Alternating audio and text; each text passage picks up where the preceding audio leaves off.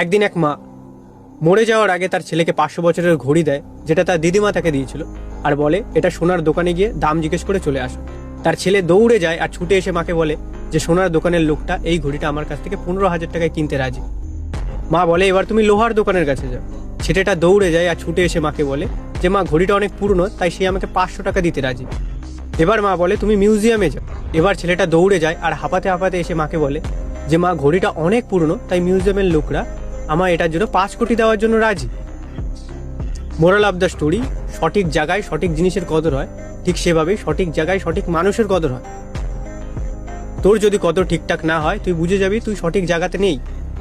এটা যদি তোকে আরো ভালো করে বুঝতে হয়, এক নিমেষের জন্য ধর কোনো বস্তি এলাকায় কোনো ছেলে বা মেয়ে খুব ভালো পড়াশোনা করে এখন সে ভালো একটা কাজ করছে, কিন্তু সে বাড়ি করেছে ওই বস্তি এলাকাতে।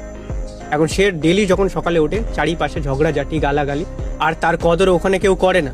কিন্তু এবার সেই মানুষটাই আর 10টা শিক্ষিত মানুষ যেখানে থাকে, অর্থাৎ শিক্ষিত কলোনিতে সে তার ঘর বানিয়েছে। এখন সে 10টা মানুষকে সম্মান দেয় আর 10টা মানুষ তাকে স্যার স্যার বলে সম্মান করে। কেন?